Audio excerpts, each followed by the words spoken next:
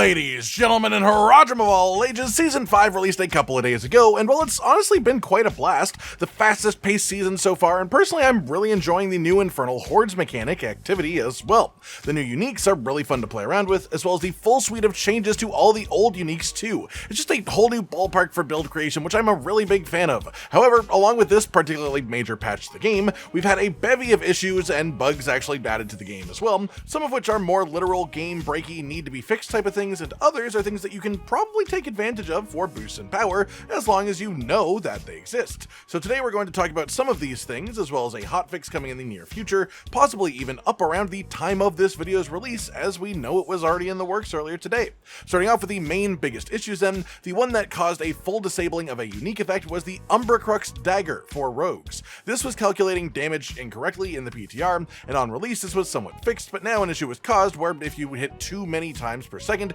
it would just break and underproduce damage from the totem. But then there was also a much more mysterious bug tied to this unique. You may have seen tales of rogues just randomly jumping 30 or more levels from a single boss, and apparently this was related to the Umbracrux unique itself. It was happening on stronghold bosses, on aether lords and infernal hordes, in a lot of different activities. Pretty much anything that the game considered a boss had a specific possible interaction with Umbracrux, where it would essentially just give you infinite XP if it happened to trigger. In response to this, upon making the connection, Blizzard disabled the unique effect in-game, as they could do that server side immediately, but hopefully this will be fixed sooner rather than later, as when functioning this is just quite an important unique. As for other things that we know are big issues right now in the game, we have a bug with specifically Varshan, where if you try to summon him too quickly after killing him, it will just eat the materials and not spawn the boss, basically punishing people who are trying to be too fast. And I should mention that there is also another Varshan related bug going around right now, which is that the grotesque deader enemies that can spawn when you complete things like Blood Maidens or Legion events or world bosses, things like that, will still drop the now unused Varshan summoning materials, as now to actually summon him it just uses malignant hearts instead of all 4 types of body part. A lot of people are really unhappy about this, but it is worth noting that it is easily made less of an issue because the alchemist will still let you transmute these items into each other, so you can turn the other body parts into hearts, and now you can actually do them for free too, so it's really not that big of a deal. In relation to a different ladder boss though, let's talk about the Beast in Ice, who has had a lot of changes, but his Torment version seems pretty bugged right now. With this group, I did each of the other Torment bosses with minimal issues, no one-shots against us unless people got 3 or more stacks of the stacking debuff. However, with Beast in Ice, everything he did would just one-shot us at 0 stacks. I also noticed that he is now level 200, whereas last season he was actually level 150, even on the Torment version he was the weird one, so I'm wondering if this is some sort of accidental carryover with that change. That said, he also just seems to have way less health than the other Torment bosses do, like significantly less, so it's a sort of give and take of he's just a ridiculous glass cannon that makes it hard to consistently get the kill, but very quick when you do.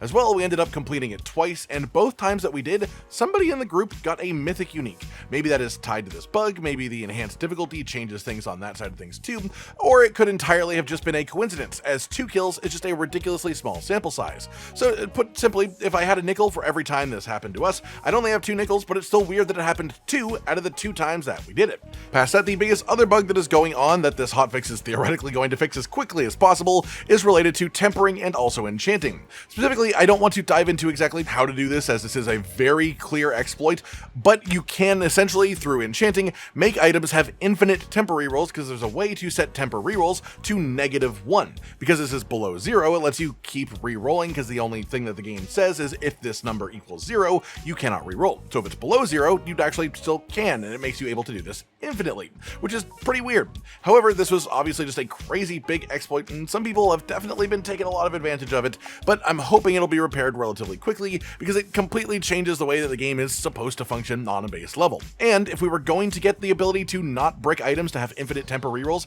I'd much rather it actually be given to us intentionally by the developers than through a very clear exploit. All that said, let's move over to one of the big ones, that is the fact that most people still actually have their tempering recipes from their characters in Season 4 unlocked, meaning that you can apply legendary tempering manuals on super low-level characters in Season 5. This resulted in anyone who realized the possibility of this going for the Elemental Surge weapon tempers as early as possible, as these are a flat damage proc on lucky hit chance, and the legendary version is enough to annihilate enemies at least up until World Tier 3. Even World Tier 4, if you can build around lucky hit chance like a rogue can, for example. The developers have responded to the existence of this bug though, and have confirmed that it will stay in place for the rest of the season, as it would just be sort of unfair at this point for a bunch of people to have gotten this boost and a bunch of others to then be blocked off from getting the same thing. But it has also been said that we should not expect this to be in future seasons, as it simply was not something intended to carry over. On a similar note to that though, another accidental carryover from Season 4 is pit tier unlocks. Your pit in Season 5 should already be unlocked up to the highest tier that you completed last season.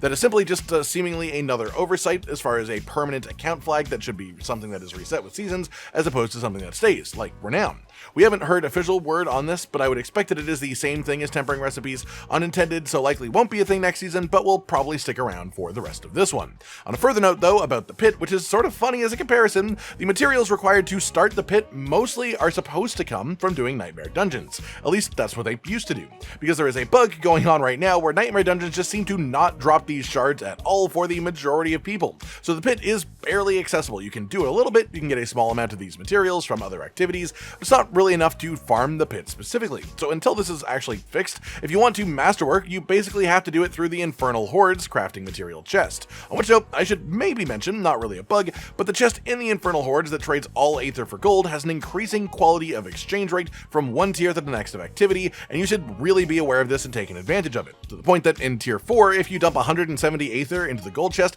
that still gives you a very solid amount of 13 million gold in one go, which is honestly quite nice. And obviously, as you reach higher tiers, this exchange rate will go up and up, to the point that if you can comfortably do tier 8 infernal hordes on repeat in your proper endgame builds, gold will become a non-issue by that stage. Another interesting note is that the reputation system is really good this season. It comes pretty much passively, as it works with any activity that you could do, but the rewards from this are honestly worth actively pursuing, not only because they are good themselves, and better the earlier that you get them, but also because this season the reputation track is actually infinite in the way that it works. You can keep getting more and more rep, so you can get more of these caches for lots of goodies, even after you've reached the technical final tier, which has the guaranteed resplendent spark. The fastest way by a good margin to farm reputation then is infernal hordes, specifically if you take the Hellborn or Aetherlord centric choices between waves, as Hellborn are more elite, so more reputation drops, and Aetherlords even count as full-on bosses, dropping an absolute buttload of this reputation on death. I don't know if Aetherlords counting as full bosses for this mechanic is intentional either, so this is something to mention while we're talking about bugs,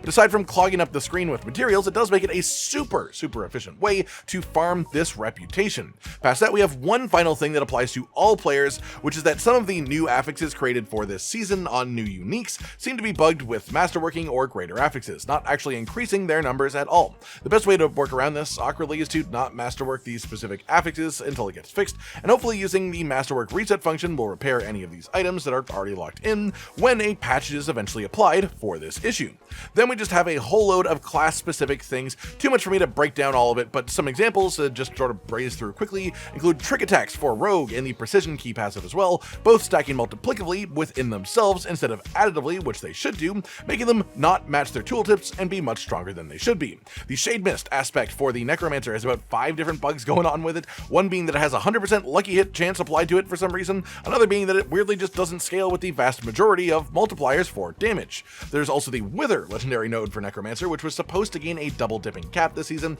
but seemingly did not. All in all, honestly, this patch that came with Season 5 changes an absolutely buttload of things for the better. For the most part, these changes really do feel like they've made the game much more enjoyable. The game feels a lot more satisfying than it did even last season, which I said was the most satisfying season, in my opinion, of any of the ones before it. So I do have a little bit of leeway to give them here. I'm willing to give them that. Some of these bugs are a bit more major, sure, some are minor, but none of them make me dissatisfied with the season as a whole. So I am more than willing to just put out a flag that says, hey, here are the bugs, this is how you work around them manually for now until they get fixed, and let's hope that they do get fixed as soon as possible. That just about does it for today then, everyone. I hope you've enjoyed this and enjoy your time playing Season 5 as well. Like if you liked the video, subscribe to the notification bell for more, and most importantly, ladies and gentlemen, until next time, stay sweet. Josh, Cotton, and Hollow with the videos, dropping the humor like a hammer on your tippy toes, bringing entertainment on a daily arrangement to take our insanity and turn it into entertainment. Yes, I said entertainment twice, to reiterate that it is nice to look into your faces on a mostly daily basis when you let us in your homes to make the whole world a stage. Goodbye.